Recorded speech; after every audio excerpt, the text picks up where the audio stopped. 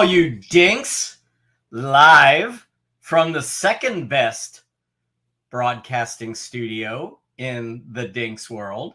It is me, Jeff Horowitz, your trusted friend and dink. It is Wednesday night, which means it's hump day. Very excited about that because literally every crazy person in the entire world was in my office today.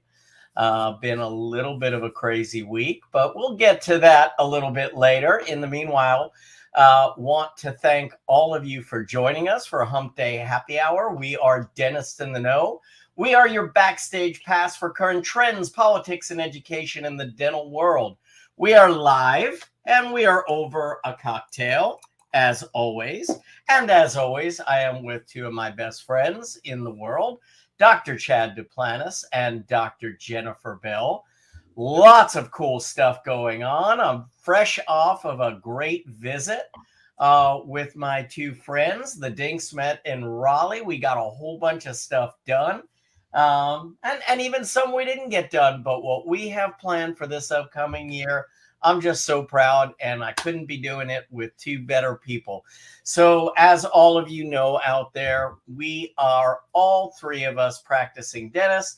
We are all educators and we are all business owners. And our job is to bring all of you in the know. Hey, Jeff, tell us about your week, because you did have to kind of head home quickly. And I think a lot of people can kind of resonate with some of the stuff that you're going through. And we call that the sandwich generation. Like, you're still kind of caregiving for your kids a little bit to some extent, but you're also starting to caregive for your parents as well, and trying to balance all that while still being honestly at your prime earning years, like your prime professional years as well.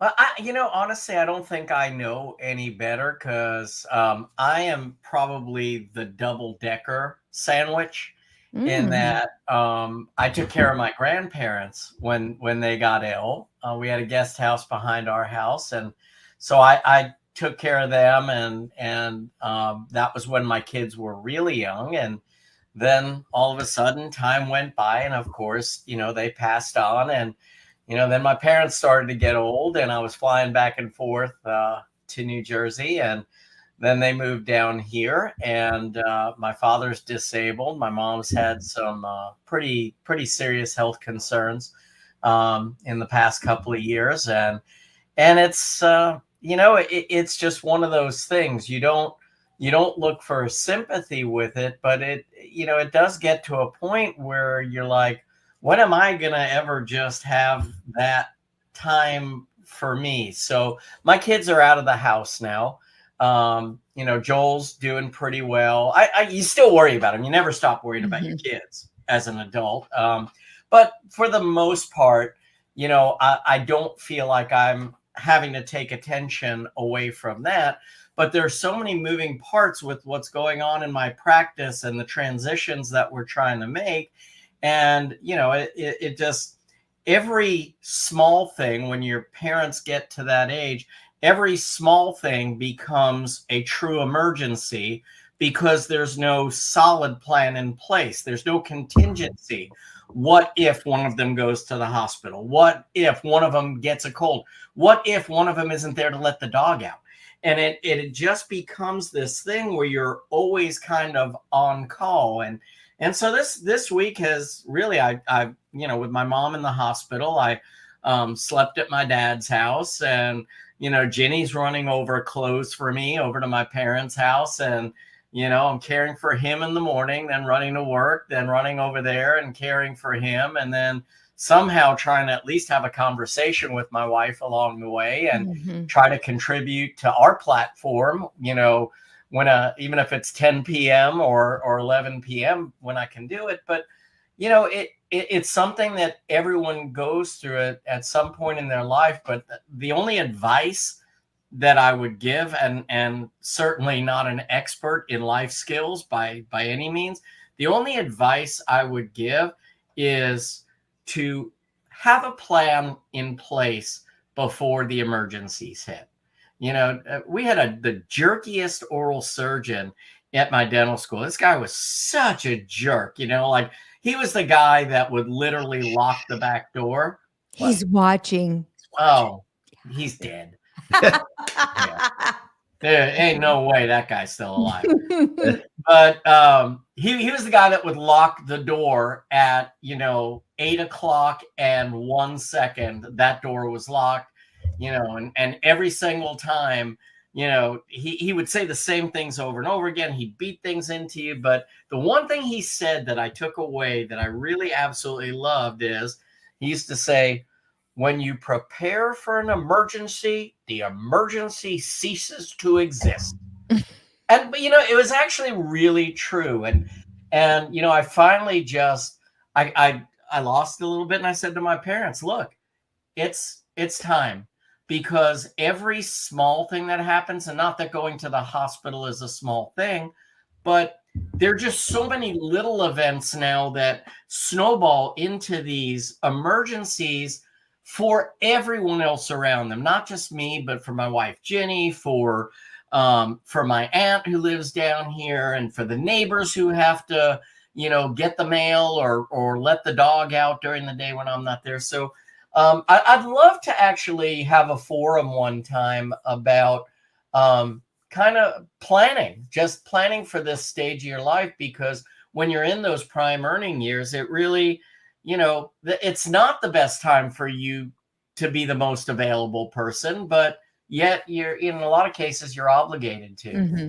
Yeah. My biggest piece of advice is that you just got to be firm, and it's hard to be firm with your parents, but we had to do that with Ellen's dad when he had to take that next step to assisted living or whatever. You just got to be firm and be like, no, this is kind of the way it's going to be. And I don't envy you, Jeff, for what you're going through right now, but you're a good man. I do have a question based upon something that you said, though.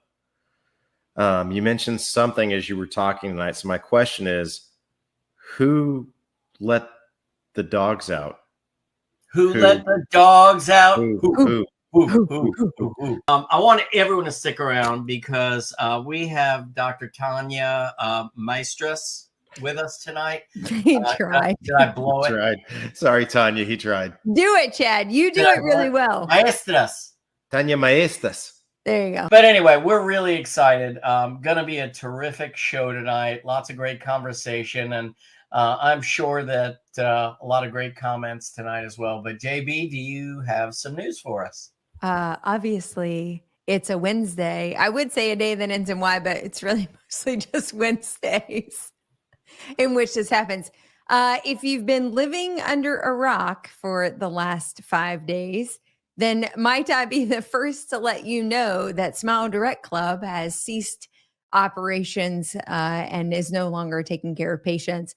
I think the biggest challenge that's coming from this, and certainly as clinicians, because if we're being very honest about how dentists felt about Smile Direct Club, I don't think it was a very loving relationship. I think we've always struggled with the concept that consumers could get high quality dental care from someone who's never met them, has no real diagnosis of their oral condition, doesn't really understand or know the nuances of the patient's oral health, and yet could provide predictable quality orthodontic care. And so, in full disclosure, I think most dentists were really always very uncomfortable with the business model, and in general with direct-to-consumer dental products like Snap-on veneers, and now you can do your own scan impressions for dentures, et cetera. I think there's a lot of nuances in that particular business model. That being said, we are still very sympathetic to the fact that there are patients out there who were in active care to the tune of a couple million, I think, at this point, who no longer have care, to no longer have a company that they can reach out to or provide further guidance. Certainly no additional aligners will be shipped to them. They are expected, however, to pay in full if they were afforded some type of payment structure for their care, but no support on the back end. So I think we're finding a lot of patients are sort of in this limbo of what they do now. I have seen, I know Align is starting to offer some help to clinicians. So if you do find yourself with patients who are coming in the front door with Smile Direct cases mid-treatment, or they're unsure where they go from here and need some advice or help. I know Align in particular is providing support for that, but I'm sure other aligner companies are considering the same. So be sure that if you are a clear aligner provider and you do provide that service in your practice, that you reach out to the companies that you work with to see if they're providing any financial help, so that you can then, extend that to Smile Direct Club patients to hopefully at least get them to a healthy and happy place, which was ultimately what they were seeking to begin with. So we're continuing to watch the story develop, but certainly that is an unfortunate situation that most of those patients are finding themselves into. We did talk about this last week. The founders were looking for that last Hail Mary, but it would appear that the board did not approve their request to go ahead and just buy or acquire the company outright. Somehow I have a feeling we're not done yet. Just call me a 10 full hat wearing cynicist. But somehow I feel like this might be some restructuring behind the scenes that we may not all really fully appreciate, but that will be determined. I did happen to see today that another aligner company that has kind of a modified model is now doing a little bit more shipment to direct to consumer. I don't think they're doing direct to consumer treatment yet, but they are sort of picking up maybe where SDC left off. So we'll see. In other news, if you'll remember a few weeks ago, actually it's been a few months now, we talked about how radiation recommendations had changed, and that with some of the most recent studies that had come out, the recommendation had been maybe to not necessarily have to use a lead apron anymore for routine dental radiography. We were all pretty excited about that, thinking, maybe we can eliminate some of the overhead of taking radiography in the practice. And also, I think we've operated knowing that that probably was true for a while, but now the data is starting to confirm our suspicion. Well, California Dental Association did come out this week to say, put that lead apron right back on again, because the state regulatory body has the ultimate authority. So if you are inclined to start removing lead aprons from patients or encouraging them not to use them, be sure that you are checking with your local state board to make sure they are going to back you up with that decision. CDA brought up an interesting piece. It's actually in their legislation for their Dental Practice Act that you have to shield. So while I'm not sure that they disagree or that they don't support the measure, they don't have legislation that's moving fast enough with the data. So I do think we'll see states move towards maybe modification of the Dental Practice Act if they have information legislatively that dictates that you have to shield every patient. We may start to see that onion peel back a little bit, but it is important to note that while the data and the recommendations from the institutions that review and discuss radiology are that lead aprons probably are not providing a huge benefit, that now has to matriculate down to a local level for states to ultimately decide if they're going to change their laws. So it's important to know your own state law, and also maybe lobby or participate in the advocacy if you feel very passionate about trying to get rid of lead aprons in your practice. The last thing I wanted to bring up tonight actually is because of who we have joining us this evening. So the House just recently passed the Lower Cost, More Transparency Act. We have talked about this previously on other episodes. It did pass on December 11th. This particular bill is really focused on increasing funding for those type community health centers, the Community Health Fund, National Health Service Corps, Teaching Health Center, graduate medical education programs, etc. This is all about access to care and to continue those programs to grow and provide critical access to care in the communities in which they serve. So this was seen to be a huge win for public health in general and patients specifically, but also just to continue to validate and reiterate that we can really inject capital into those who are providing help to that underserved community and allow those efforts to grow. And with that, that's the news.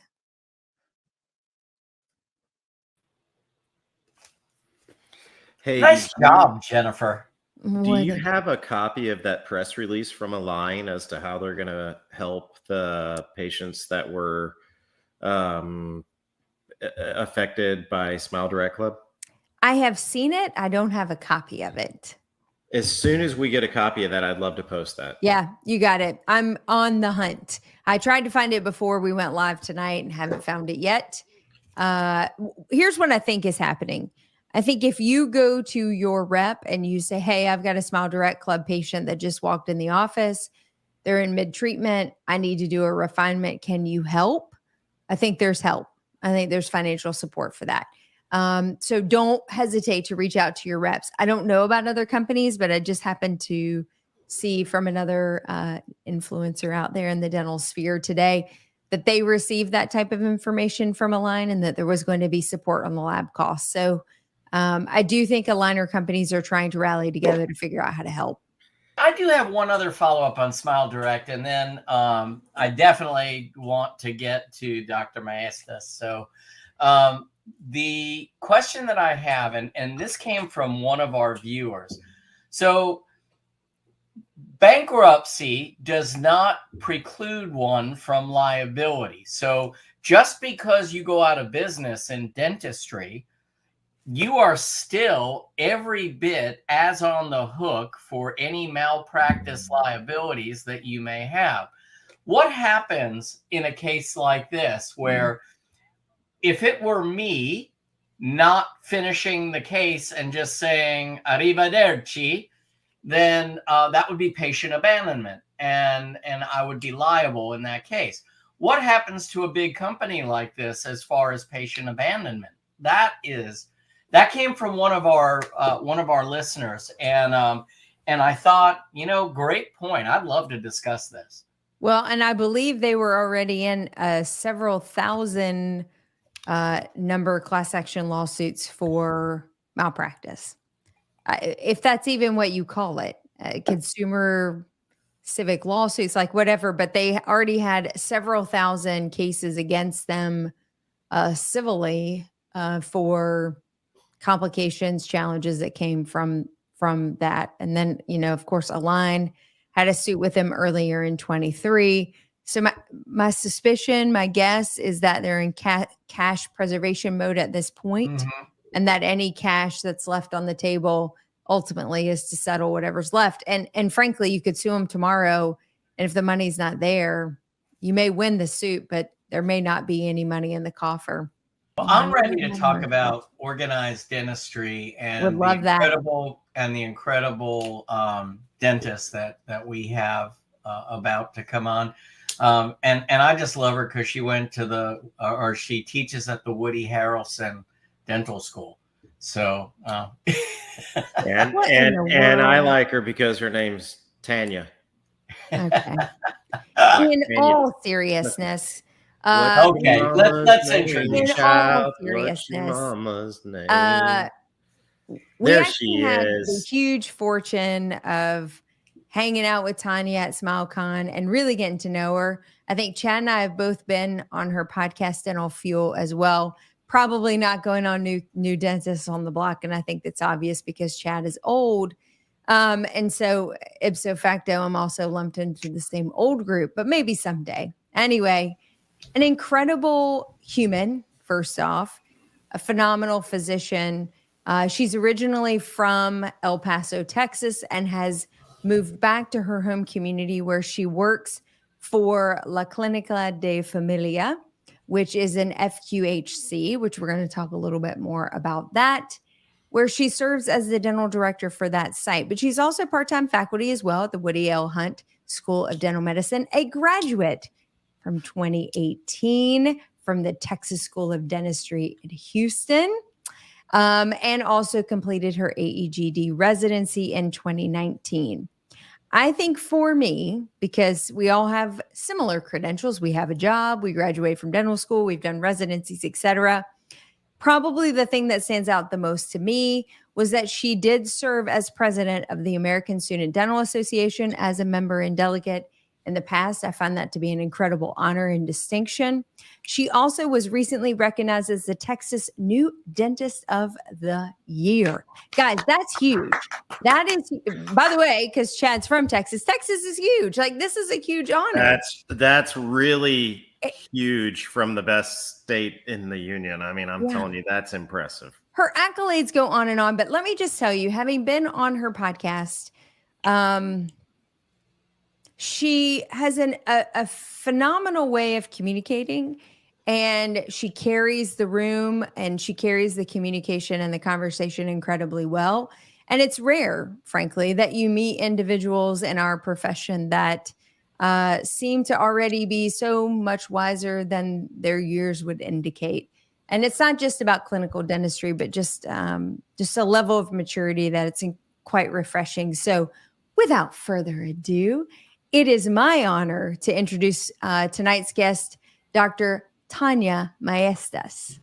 Hello, Dinks. How you doing? Hi, how's it going? Good. Thanks so much for that lovely introduction and for hyping me up. And now that you said that I speak so eloquently, I'm going to be stumbling all over my words tonight, I'm sure. That's okay. We let Chad do that all the time. Fair enough. They're probably smaller words than you're worried about. Yeah. Like the and. I would like to say, before we go too much further, who was correcting the pronunciation of your last name? Well, Jeff got it the fifth time that he said it, so you know. Fair. He came around. He came around. I gotta, I'll take a high D on that. Yeah. D for dentist. All right, Tanya, what do you think about that latest news? The passing of some additional funding. Super pumped. Hope my salary goes up. No, I'm just kidding. Yeah. But, I really hope that there are more positions available in FQHCs and public health centers to help fund these dentists who are graduating. I think that, after you finish school, if you decide to do a residency, that's great. But if you're looking for a way to get some hands-on training, if you're thinking, I want to practice dentistry, I want to have some mentorship, I don't think private practice is the right place for me right now, don't really want to do corporate, public health is an exceptional place to be. Not only are you going to build your skill, but you're also going to be helping a community that likely doesn't have access to a whole lot of care. So it's very rewarding. You're usually paid off a salary, which is nice, no matter how many patients you see. And if you take some time off, you usually get some PTO. So that's really nice. So I'm really excited to see, what that funding will do in increasing positions at different sites across the nation, but also what that funding will do as far as providing care at the already established sites. We do a lot of free dental care in our clinics, and there are limited amount of funds that we can use to give out some of this free care. So hopefully that funding will go towards that. Are we still seeing, sorry, Chad, are we still seeing a lot of support on debt forgiveness? I know those programs, when I graduated back in 2007, that was actually pretty prevalent, both on the federal and state level. Definitely folks could join programs where they would get debt help. It might not be 100% use of the loan, but certainly contributed. Are those programs still alive and well, or are they? Is that another area in which we need additional funding? Yeah. Federally, I would say that they're probably doing okay. I think that, if we had more funding, we'd probably have more opportunities. Statewide, it really depends your state. Texas used to have a really prevalent program years ago that went towards, doing something similar, funding dentists who are coming out to provide dentistry in an underserved area. I don't think that really exists anymore. And I know that was up in legislation this past year or whenever the last. Oh, no. Think that it came around. I'm sorry. I moved my Why hand. are you trying to get rid of me, Chad? Yeah. Yes, I'm sorry. So rude. That was totally on me. Anytime we have a good guest on and he feels threatened that his job is in jeopardy, which frankly, again, it is. That was really a rookie move. I set my hand down on the table and it was right on top of the moving people off. That's right. I'm sorry. It really just depends the state. Carry on, Tanya. The end of the story is that it just depends the state. Some states are better than others. And so, if you have the opportunity to lobby in your state for more funding, please do so because it's really needed. All right, Chad, you can ask your question now. Well, what's really funny is I was about to preface my question with pardon my ignorance, but I was going to ask the exact same question that you asked because like you, I mean, I graduated in 99, and that Mhm. was a big way for people to repay their loans. So Mhm. that we were on the same page. I'm sorry. Well, and our loans weren't even that big. I mean, in comparison to what folks are graduating Yeah. with right now. So Yeah. Yeah. It's Gosh, I mean, wild. I saw yesterday one dental school, I can't remember what school it was, $113,000 a year, which is, I mean, it's not the most expensive, but it's definitely not the least expensive. I mean, Right. it's crazy what these Right. young people are coming out of dental school, the type of debt they're coming out with. It's crazy. Absurd, really. Yeah, it really, really is. So my question is this: is, obviously you're a great advocate for organized dentistry, and all of us have certainly put a lot of time into that and value that very, very much. It's given me so much insight as to what happens at the higher level and how important it is that we can't just sit around and complain, that Mhm. we actually have to be the voices of change if we want to see change. But one of the things that we've seen is it was really easy in my era, when everything only cost 10 cents, Yeah. to be able to join all of the groups Mm. out there. Mhm. And it really wasn't as cost prohibitive as it is for a lot of dentists, or at least perceived as cost prohibitive as it does now. And so I guess my question would be this: is how do you instill in a young dentist why it's so important to be a part of organized dentistry, especially at a time where they're just really pinching pennies to stay afloat and trying to allocate their overhead dollars? Yeah, great question. I think, personally, I just don't think it should even be a question. If you want your I profession, agree, yeah, but yeah, if you want your it's one profession we to get asked. You're right. If you want your profession to be protected, you have to have organizations behind you and representatives who are dentists representing the profession. And the only way to do that is your membership. If you're not able to get involved as a leader, you have to be a member, because those leaders who can get involved and can dedicate their time, they're the ones that are going to lobby and advocate for you. So for me, it's never really been a question as to if. So my encouragement to others, especially those new dentists, is to just do it and make time and find time to at least get involved at a local level. And if there are things that you want to see change, you got to make time to get involved and grow in the ranks, so that way you can get involved at a national level and really let your voice be heard. If we want to see changes from the newer generation, for my generation, us new dentists, we have to get involved early enough, because it does take a long time to make it to the top. But I'll tell you that there are a lot of more seasoned dentists who are ready to listen and to bring your ideas to the table. But you have to get involved in order for anything to happen.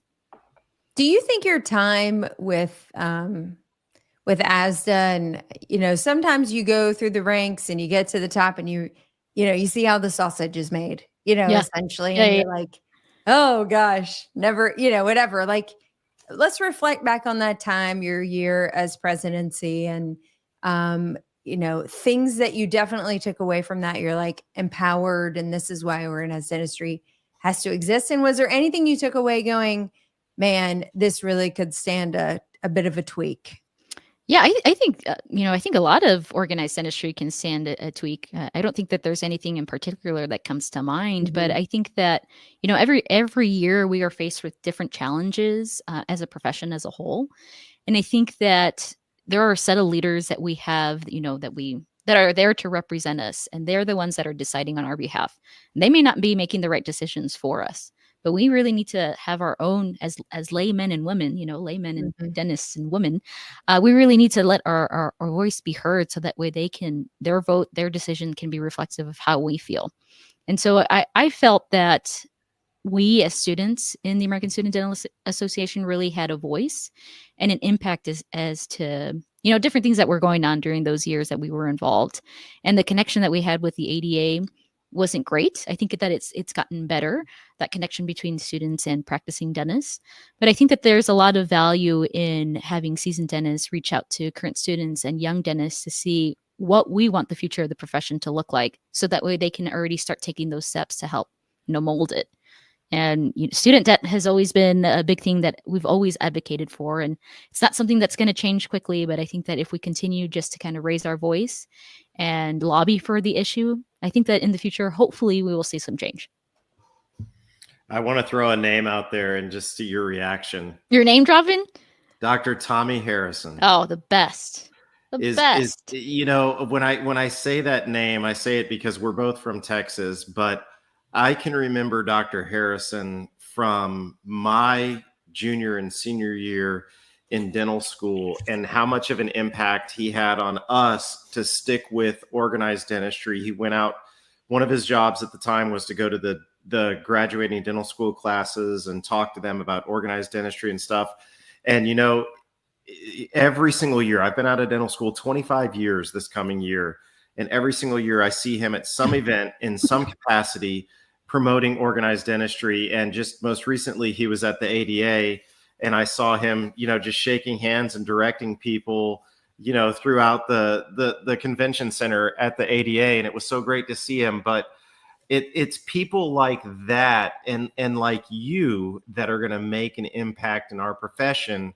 And I think, unfortunately, one of the things that I see, and I'm asking you this now, is that do you feel that sometimes there's a lot of excitement around ASDA and then that just dies down when you get into the real world and you kind of graduate from ASDA to the ADA and you're no longer the new dentist as time goes on and whatnot? Yeah. So first, Tommy, amazing human, right? He's such a big advocate for people in general and a big advocate for the profession. But yes, I completely agree. I think that there's a huge drop off. One, because, as a student, especially those who are national leaders, you have so much momentum and you have a lot of say and people listen to you. And once you graduate, you drop down to the very bottom. And you may be moving to an area where, maybe people don't know who you are or what you did in dental school. And so you kind of have to start from the bottom up.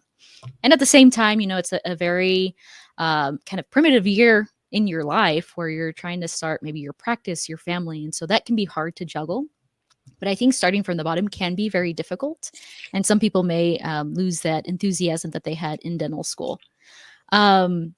But I also think that there is a issue with many of our organized associations, organized dentistry associations, in showing the value that they offer in their organization. I think that that's kind of just across the board with all of the organizations. And I think that most of the organizations are cognizant in that.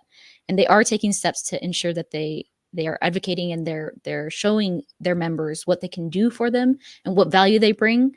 But I think that that's a current struggle currently that a lot of these organizations are facing that needs to kind of fix in order for us to get more membership, especially from us younger generation. And I think that... Good. I'm sorry, Chad. Finish. No, I agree because you kind of took the words right out of my mouth. I mean, I think that you get all this hype in dental school and then you get knocked down as a quote unquote new dentist where it's almost as if your opinion doesn't really matter, for the first several years because you haven't been in the profession long enough. I mean, that's the way that I see it from an outsider looking in. I've never held a position in organized dentistry. I probably should, but you should. The thing Chad, is, we need your voice. I see that and it's very disheartening. Whereas I wish that momentum could keep going beyond dental school because that is the future of our profession. And it's those people that are going to have the ability to make the difference when it comes to things like what we just talked about with Smile Direct Club and those types of things that are infiltrating our profession and really a detriment. And so I think that we've got to work to change that. For sure. I think for me, I had a lot of support at Houston at the dental school and also through the Dental Society in Houston. And so moving to El Paso was kind of difficult for me. I knew some dentists here, but I knew I wanted to get involved pretty quickly and run through the ranks really fast. And, I was kind of told that things take time and that's fine. I respect the process and I have been able to move up fairly quickly, maybe not as quick as I was hoping. But I think that for me kind of just stopped me in my tracks. I had a lot of momentum as the president. It was a lot of fun. But I'm very gracious to have the opportunities to serve here locally and also on a national level with the ADA. But I do want to remind everyone, especially when you're considering whether or not you want to renew your membership. If we ever have something like COVID come back around, I want to remind everyone that it was organized dentistry that allowed these practices to open up 2 weeks earlier than everything else. And so I think that without organized dentistry and without our voices and representation, things can really be put at a halt. And so we really need just that representation. You know, we had a great lobbyist. You have run out of time. No, she made a great point. In Texas, we had a great lobbyist. Jess Calvert did a great job pushing dentistry to the forefront. Sorry, Jeff, go ahead. I just had to say that because Jeff, did you want to be on the show? Did you want to be on the show? Oh, I didn't see you there. No, please, Chad.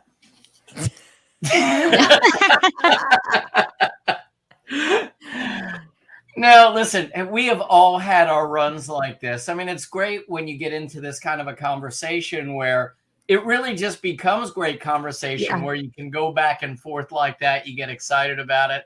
And really, we've all had our times where we've spoken maybe for a little longer than we should.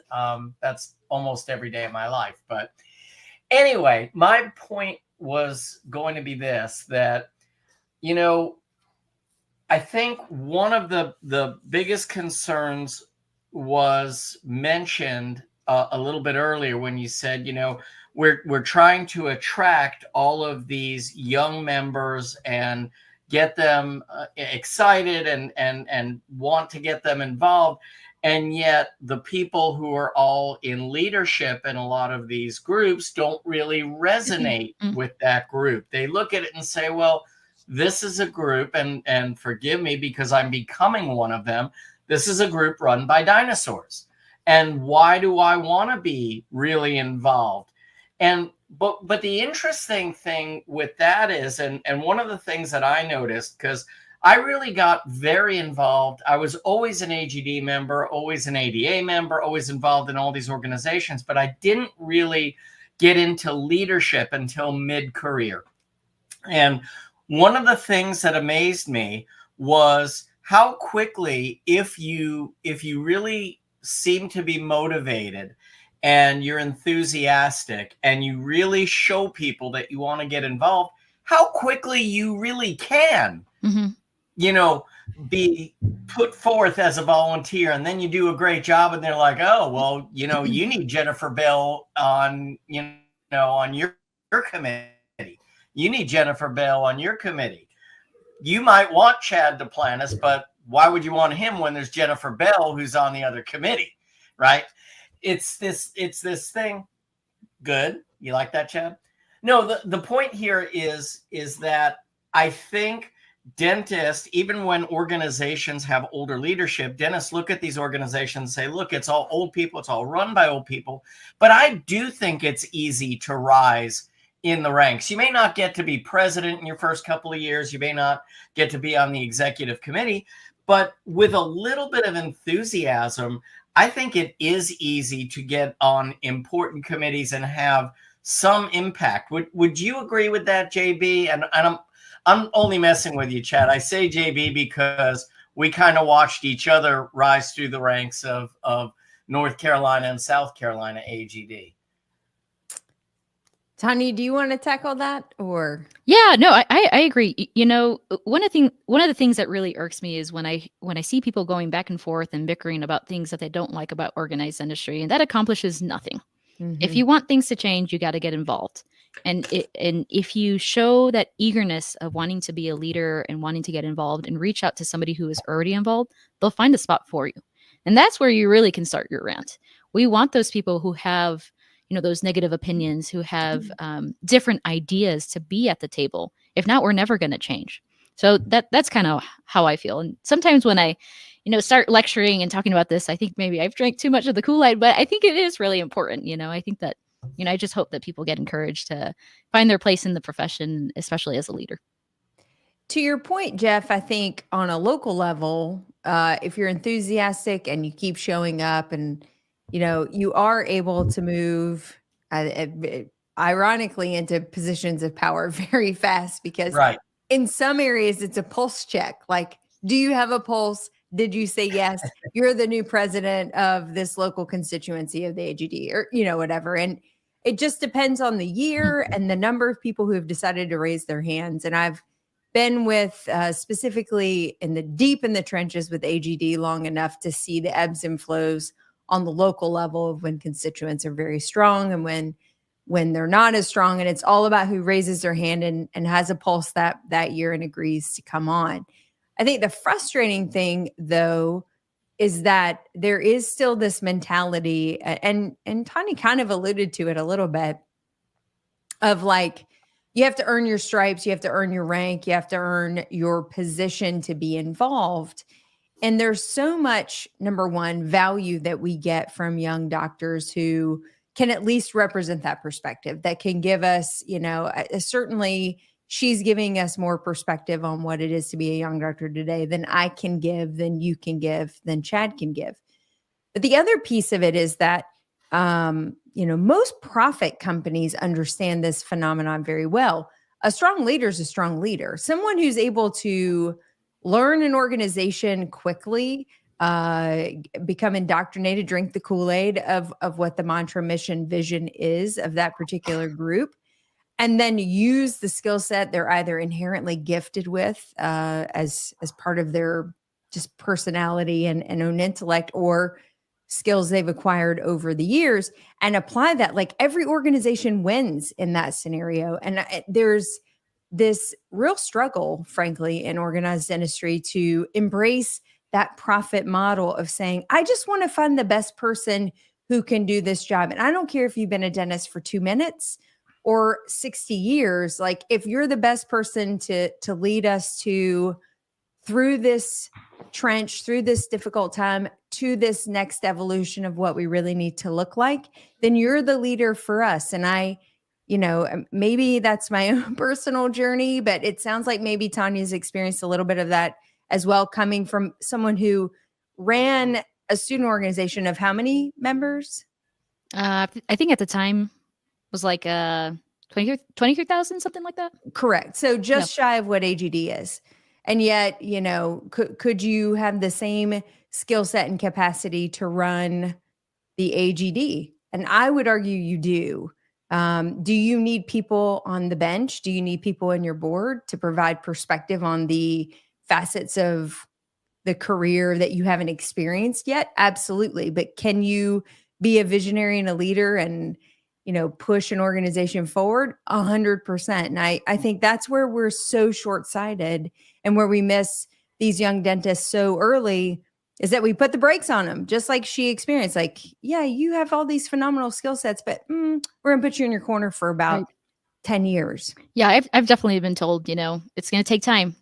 You got to put your time in before you get there, and, you know, wait your turn. And, you know, we see, especially when we look at the House of Representatives or the delegation at the ADA and at our states, oftentimes the average age of the delegation maybe isn't really representative of the average age of dentists. And I think that that's very concerning because there are decisions being made with not the majority of people that should be there.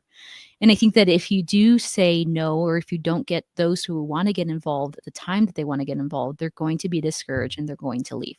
Yeah. So, you know, I still stand with my first statement saying that if you want to get involved, you'll likely find a place, and people like Tommy Harrison will find that place for you. But for states that don't have a Tommy Harrison or somebody to look out for those who want to get involved at an early age, you know, what's going to happen to them? They're going to get discouraged and they're going to do something else. So let me be a little bit controversial, because that's what we do, and ask to both Tanya and JB, because a little bit of an age gap there, and so I'm curious. Whoa! Well, yeah. Damn it! You're catching up to me. Just a handful of years, right? We're all close in age. I cannot catch up to you. That's not how it works. Like, you're not stagnant, and I'm just moving up. Yeah, that's exactly how it's working. But no, the question that I have is this: how does gender fit into all of that? I mean, did you see any gender bias along with the age bias, which might have made it a little more difficult for two amazing people like you know, who quite frankly, the talent is just so obvious. I don't know, Chad, have you had any gender bias shown against you? Don't ask the man. No. No, I am genuinely curious about, to hear your perspective on this, because I know what I've seen over the years, and I've watched it go from a real good old boys club to, okay, oh, she's all right, to really, this is the majority of our profession now. Right. And these are smart, talented people that need to be the leaders of this organization. And what's going on here? So I'm just curious to kind of hear the perspective on that from two slightly different generations. I think, I have a hard time answering this personally because many of the people who introduced me to organized dentistry were older men. They were very welcoming. Those who supported me in dental school, the dean, the associate deans, they were all men. As a organization as a whole, absolutely. You see it across the board. And I feel like that sentiment is still there, that it is still very much a good old boys club. There are still a lot of older white men who are predominantly, representatives in the delegation. And I'm not saying it's a bad thing, but I think that there's value in having diversity in gender, in age, in ethnicity, in cultures. I think that there's a lot of value and people bring just that different perspective to the table. And so it's always difficult for me to say that because I'm very grateful and thankful that I've never personally really experienced that. But I've definitely seen it happen as a whole. So I feel like individually, no, but in a group setting, absolutely. JB. Yeah. So probably just being slightly older, slightly by like a couple months. I probably experienced a little more of it personally. I think that's hopefully the evolution of how we've grown. So I definitely have had moments where I know that I was put in my place because of my gender, regardless of my leadership capability, et cetera. But that being said, I have a very similar story to Tanya in that there were enough like very key instrumental men who saw something in me and provided me opportunity along the way that certainly gave me a path forward, regardless of, individuals who maybe were still kind of struggling a little bit with the change. I think the biggest observation, and Tanya sort of highlights this, is that if you look at the AEGD house, which just happens to be the one that I'm more familiar with, it's actually a pretty diverse group of individuals. Like you see, it's 40% female, large number of ethnicities and age demographics, and you've got pregnant women walking around. Like I was pregnant at several of them. Like it's this very nice. I think you were pregnant at every one of them. All JB. of them. Yeah. Poor Dr. Chester always checked my belly before he even saw my eyes, just so he could sort of gauge how the mood was going to be. So, I think the delegation is actually becoming more and more representative of the general population of dentists, whatever that demographic happens to look like.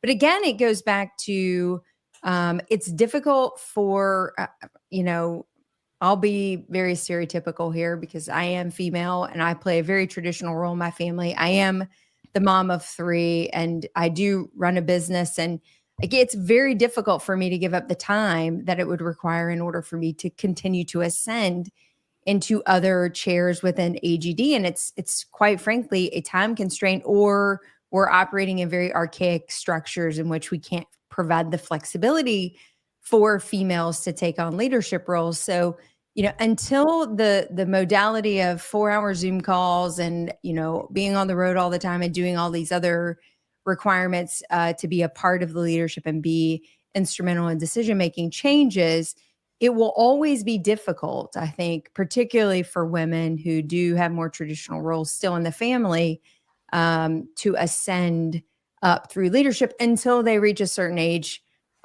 more like your demographic, Jeff, whose kids are out of the house and can, give more of their own personal time. Maybe they're more successful professionally as well, and they can sort of step back a little bit from that. So that's a very big reality I would say for most, if not all women, especially those who, do choose to have children and want to provide that, be that role at home. Mm-hmm. And I think that that's another reason why maybe we're not seeing that great of a shift in the demographic of the House of Delegates across the board. Because like we mentioned, for us and the younger generation who are just starting their family, just starting their practices, it can be hard to get away from that. So as you get older and maybe you have more time, your kids are off in college, that might be the right time and the right opportunity for you to start getting involved. So I completely see it from both sides. Mm-hmm. So I don't think there's just one solution. I think that things will kind of just change as life goes on. Okay, you can talk again now, Chad. Yeah, he's been so quiet. So quiet. Do you have a poker chip? I do. I do. I have a fidget problem. We'll deal with that later. Okay, that's another episode. That I have is to me something that I think a lot of people want to know. What do you all see as going forward? What is it going to take for the masses to realize that organized dentistry is in our favor? And where is that shift going to come to where people are going to say, you know what? I mean, it's just a matter of just writing the check every year. It's just rather than deciding or debating whether they're going to write it or not, it's a matter of, yes, I'm going to write this check. Where do you see that changing? Does that question make sense? It does. And I think that that's the question they're all asking. And I think that if we had the answer, we would change it. I personally think for that to happen, something big is going to need to happen, whether it's something like COVID or something that will impact the profession so drastically that the only way out of it is organized dentistry. In my opinion, I feel like that's the only way that people will see the true value of what organized dentistry is already doing, for those to not question whether or not they're going to write that check. I personally think that's what needs to happen, sadly. Hopefully, nothing crazy happens, but I think that that's probably what will end up happening for that big drastic change to occur. But hopefully, people will start to see value in the changes that they want to see in organized dentistry start to happen, and find faith in the organizations again and feel that way. I think that one of the things that needs to happen is that there needs to be a bigger push against the Smile Direct clubs and, all of these mail order services that are happening that are a detriment to our profession. And that's one of the things that, unfortunately, I don't think Smile Direct Club failed because of the ADA or the AEGD. I think it failed because it was a horrible business model, and there's a lot of problems that have come out in the long run. But I would just love to see more advocacy against that, or at least boisterous. And let's at least, I know that there's things going on behind the scenes, but I'd love to see more advertisement in that, is that this is what we're doing against it. This is what we're doing, to show you that we support you and not them, It sounds like we need to get you on a work group. Maybe. Yeah. That's what I heard. And here's the deal. You're gonna get voluntold. I'm not saying that there was no push against that. I'm just saying that I don't know that it was visible to the general public. And that's where I know that there's stuff going on behind the scenes, but let's show everybody what we're doing, and and how we're combating insurance companies and corporate dentistry and this and that. What are we doing? What do we got going on? I don't know. Yeah, I think better communication for sure, and what's already going on, I think, is very important as well. And Chad, while you were on your 30-minute one-man act, you were actually nominated for the Texas AEGD presidency. I don't know if you saw that in the comments, but apparently this is happening. So strap your boots on, man. It was Fort Worth, much smaller scale. And thanks, Martha. That's step one. Fort Worth, yeah. Hey, go ahead. Sorry. Well, I was just going to say, we talked a little bit about this at SmileCon, but one of those fundamental changes could be states considering leaving the tripartite. And I'm not encouraging that, but I do think that could be, even just the discussion. If nothing else comes of that, I hope it opens up a very intense conversation for the board of ADA to say, how do we maintain relevancy? Mm-hmm. How do we keep, it's really difficult to keep all the opinions and needs of dentists that have such a wide variety, background, practice modalities, ethnicities, genders, like all the things. And I think this is continuing to highlight how challenging it is to be a centralized organization for a large group of people. Absolutely. Yep. California wanted to pull a Texas and try to secede, but yeah, it was very scary. And I think it's going to come up again. I don't think know it is. if it'll just be California. I think other states will probably, consider it. Mm-hmm. And that's really scary. It's really scary. I think being fragmented will probably be worse. Well, the concern especially is that, the only way that we can ever make inroads against large corporations is through large organizations. You can't take these smaller groups and go up against, a large corporation that just has an endless pocketbook for attorneys and things like that. It really is going to take a cohesive group to take these things down. And to your point, Chad, I think that our organizations that represent us do need to let us know what they're doing or what they're at least trying to do, in an effort to preserve what we should see as our core values. And I think that may be one of our shortcomings right now is, even though we are a really diverse group, I think dentistry should really have just some basic core values that we adhere to that apply to all of the specialty groups and everyone. I mean, we're all going to have our own interests. I get that. But I think as a profession, we should hold, maintain, and make known what our core values are. And maybe that's where the deficiency is right now, is just not having those core values clearly stated. Yeah. Well said, perhaps. Who knows? We'll see. I think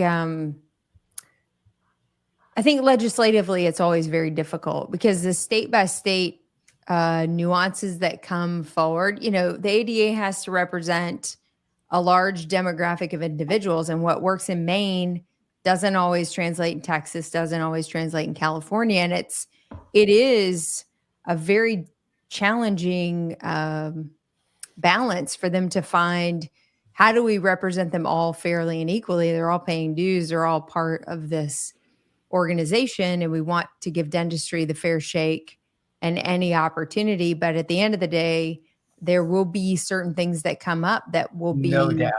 But why not start with what we all agree on? Yeah. Right? Like, here are the things that are important to all of us. For Let's sure. start there and then hash out all the things that we don't agree on. I think too, and I think Tanya would support this. The biggest opportunity for organized groups that I don't think they leverage enough are all of us, like right now, talking about them. Mm-hmm.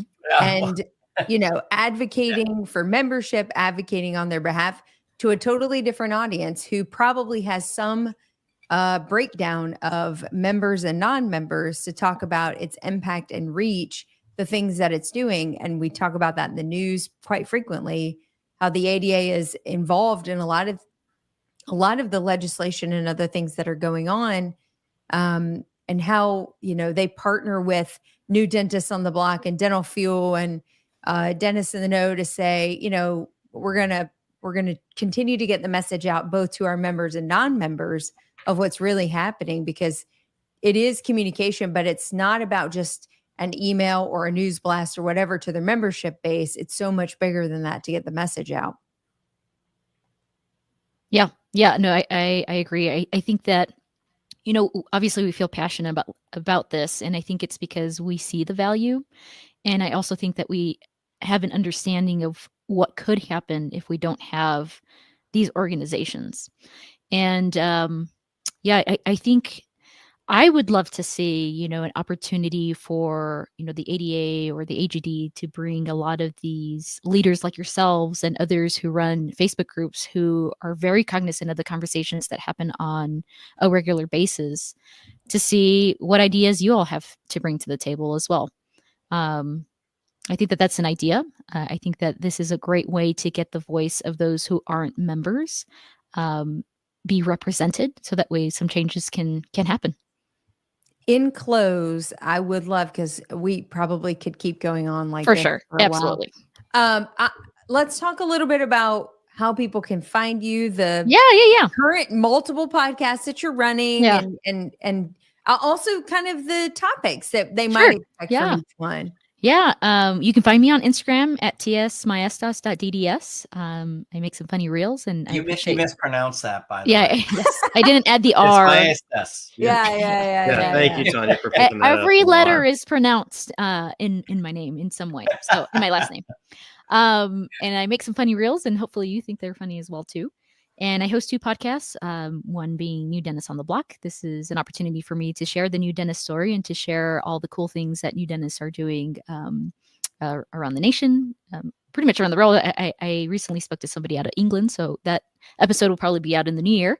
And for me, it's an opportunity to reconnect with a lot of my ASDA friends who are doing really phenomenal things and just showcase their leadership in their states. And then I host Dental Fuel for Ignite DDS, which is an opportunity for me to talk to the more seasoned and talk a little bit about the mistakes that they've made and learn pearls from those mistakes, so that way we can all grow in our own individual dental journeys. So that's me in a nutshell. Oh, that might be why we were invited. We'll do a trio episode for New Dentists on the Block. I think it's all becoming very clear now. Yeah.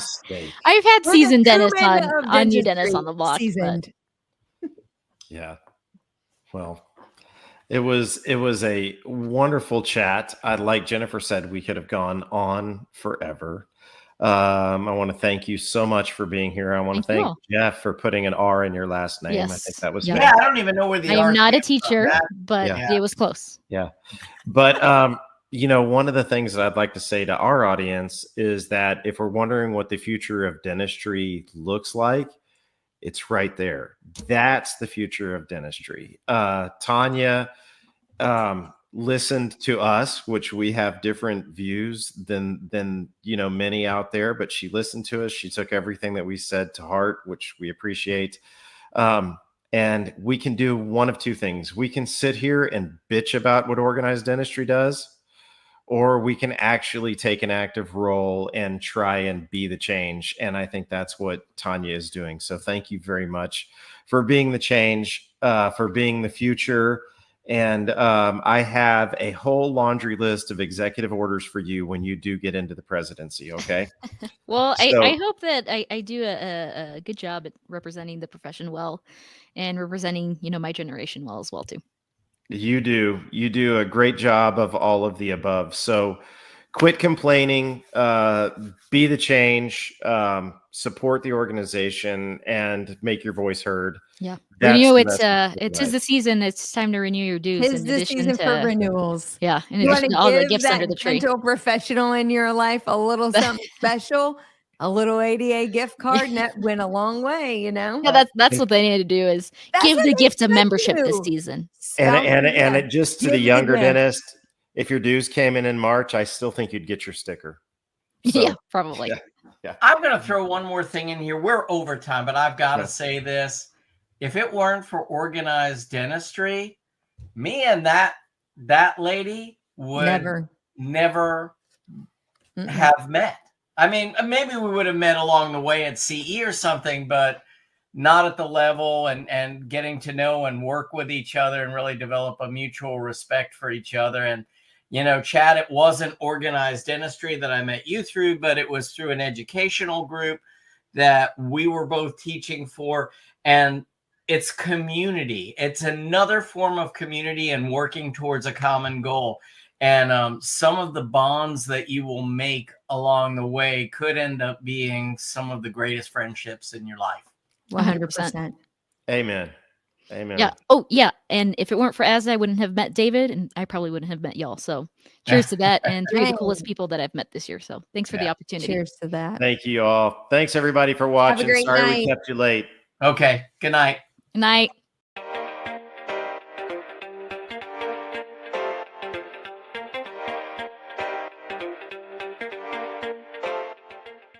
Today's episode was brought to you by Q Optics, one of our proud educational partners. What say you about Q Optics, Chad? You know, there are several options when it comes to magnification in dentistry. And I think that there's a number of factors that you need to look at. You need to look at the weight. You need to look at how they feel on your head. You need to look at the lighting options. And I think that Q Optics really fires on all cylinders when it comes to that. And one of the things that I didn't mention is the field of view. And I was amazed when I looked through my Q Optics for the first time, and that, you know, you're looking at a highly magnified view, and the field of view really doesn't limit what you can see. It's a wonderful system, really just a great product. And so I highly recommend that you all look into Q Optics for your magnification needs in dentistry. And that wraps up another podcast for Dentists in the Know. On behalf of Dr. Jennifer Bell, Dr. Chad Duplantis, and myself, remember that we've got a great profession, so let's make it a great day, Dinks.